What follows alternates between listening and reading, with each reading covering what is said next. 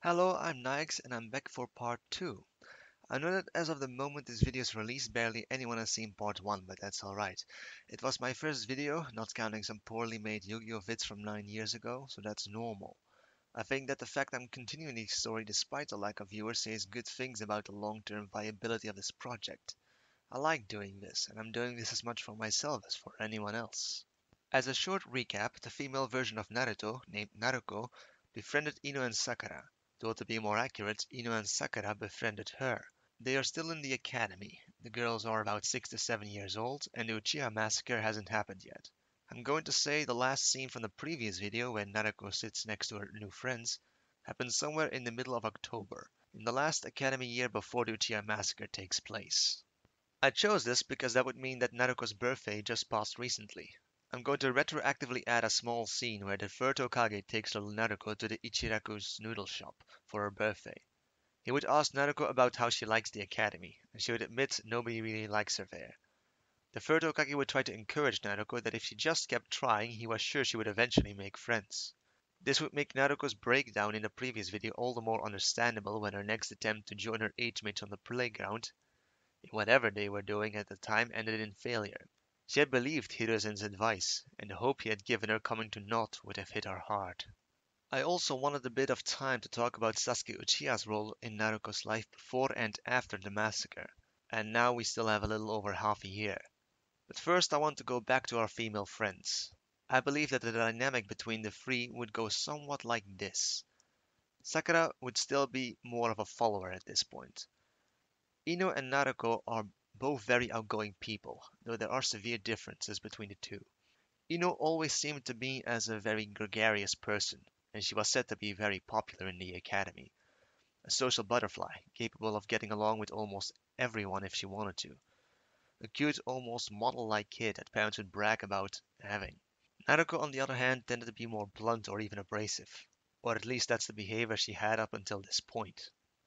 I do think that both Ino and Sakura would be annoyed if a friend of theirs would continue to act out like Naruko was used to. So while Naruko's personality doesn't immediately make a 180, if Sakura or Ino objected to something she does, I think Naruto would acquiesce to their wishes. That's really the key point here. While Naruko's personality can have a lot of force behind it, she is still desperately afraid of losing her new friends. Ino and Sakura are both in a position where they could ask Naruko to do almost anything, and she'd do it just to please them. Neither Sakura nor Ino are the kind of kids to take advantage of that, but that's how I envision the power dynamic between them. As such, I think both Sakura and Naruko would be more Ino's followers at this point. This would slowly equalize over the years as Ino encourages Sakura to come more out of his shell, and they'd grow used to and more tolerant of Naruko, and she would learn some basic social graces. And Naruko really would be forced to learn to curb some of her more abrasive personality traits if she wanted to retain her new friends. Ino and Sakura are each other's closest friends, but it doesn't mean they don't hang out with other people as well. They have acquaintances, Ino especially. Acquaintances who would be wary of them if they have Naruko in tow, who continues to act like she used to. Now, that doesn't necessarily mean that any of the other kids besides Ino and Sakura will end up liking Naruko as well. I'm saying that if Naruko wants Ino and Sakura to side with her over everyone else, she can't give anyone a reason to justify their dislike of her, especially with this friendship still so new. The parents of the children will still be telling their kids to stay away from the demon brat, but if Naruko makes a genuine attempt to stop responding to problems with pranks, shouting, or fisticuffs, those closest to her will be more likely to give her the benefit of the doubt. Speaking of parents, how would Sakura and Ino's parents react to Naruko's presence in their daughters' lives? This will again be merely speculation on my part, which will be the last time I will be saying that, because almost everything about all this is speculation. But I'm not sure they would mind. Ino's dad especially. Inoichi Yamanaka was the head of the analysis team in Konoha's intelligence division, and thus had to be a very smart man. It is very likely he was high up enough in the food chain to have known Minato for a time, and would trust the man's seal to hold Kyuubi's influence at bay. Inoichi's problem with Naruko, if he even had any, would probably stem solely from her prankster and somewhat rude personality. A problem that would swiftly vanish once he saw how Naruko was making an effort to behave, and how much he hanged on Ino's every word. Sakura's parents are a lot harder to pin down, since we don't know as much about them. From what little we do know, however, they seem to be good people. That doesn't, however, mean they aren't very wary of Naruto. Now, that's a very hard perspective to see. In most cases, the people who hated Naruto and shun him are shown as nameless adults who tell their nameless children to stay away from him. The stated reason for hating him, thinking that Naruto is somehow the nine-tailed fox, also doesn't make a whole lot of sense. The analogy of a kunai being different from the scroll it's sealed into is so obvious I doubt anyone can think of it, even civilians who know next to nothing about chakra. Maybe I'm giving people too much credit, I don't know, but I like to come up with the best reason for why people act the way they do. I'm not saying there aren't idiots who think she is the QB and that she is somehow directly responsible for the Fofokage's death, but I like to believe that is a minority. I think there is a way to rationalize their hatred beyond scapegoating or human idiocy. They may not believe Narako is the nine-tailed fox, but they may think the nine-tailed fox can influence Narako. I mean, there is a visual representation of the QB's influence on Narako in the form of the whisker marks on her cheek. If the QB can influence the girl's physical body, it might also be able to influence the girl's mind. And that, I believe, is a much more valid reason for why concerned parents would want their children to stay away from her. And yes, I know that Naruto, and so Narako, was born with the whisker marks, and that they didn't appear only after the QB was sealed into her, but was born with them. But the people don't know that, and it's still a much more understandable mistake to make than thinking that Naruto is the QB itself. It's for this understandable, yet completely incorrect reason I'm going to say that Sakura's parents are just as wary of Naruto as most adults are.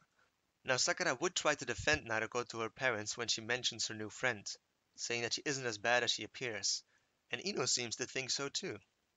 Sakura's parents would reluctantly accept this, but only after extracting a promise from Sakura that if Naruto acted just a little bit strange, or if she ever thought Naruto might hurt her, she would tell them immediately. Sakura, while confused and somewhat worried about her parents' response to her new friend, would promise to do so. Even with this promise, Naruto's inclusion in Sakura's life would continue to worry her parents until they decided the best thing to do would be to tell Sakura to invite Naruto to their home for lunch. That way, they could judge the child's character for themselves and see whether she is dangerous or not. Naruto would be extremely nervous about accepting this invitation. She knows adults sometimes have a very negative reaction to her. In fact, I think she might try to weasel out of it by saying she's busy, but then Sakura would just ask her for a day when she isn't busy, and so she'd be roped into attending lunch with the Harunos regardless. Now, obviously, Naruto doesn't act like she's possessed, nor is she mean or anything. And when Sakura's parents would really look at her, all they'd see is a child with very poor table manners, but otherwise happy to be given free food. At least as soon as she saw that Sakura's parents were at least trying to give her a chance. In this first visit, because yes, there would be follow-up visits, Naruto would be very quiet, and trying her best to make a good impression. In subsequent visits, a bit more of her natural personality would shine through, which is very boisterous and outspoken.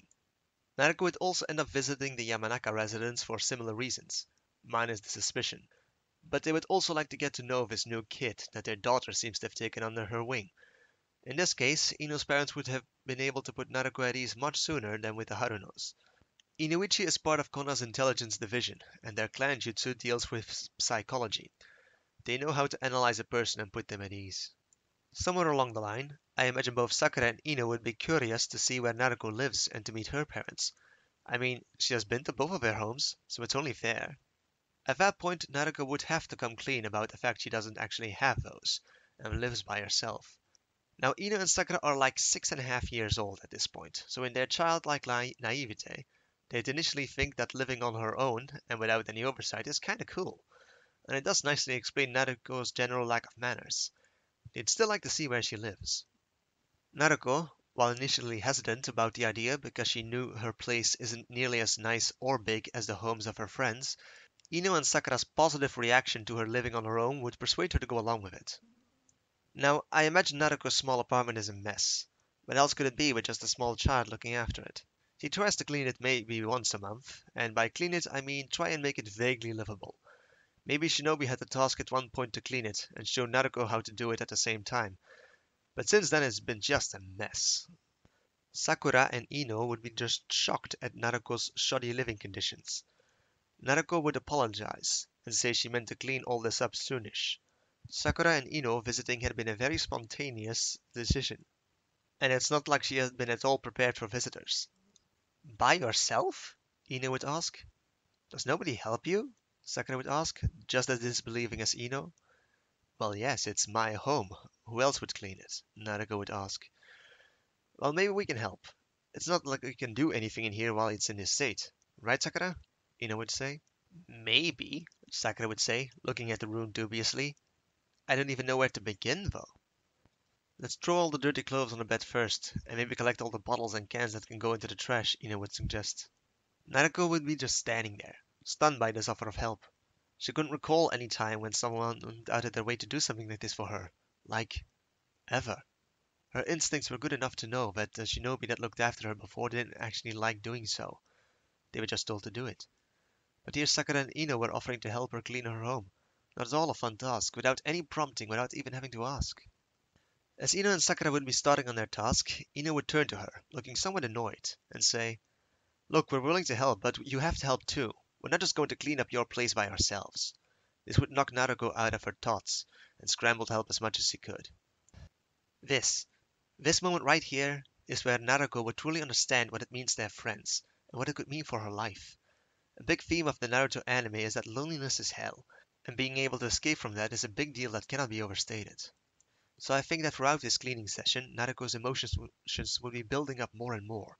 Her eyes would start watering, her hands would tremble, and she'd stop talking to Ino and Sakura because she couldn't keep her voice steady.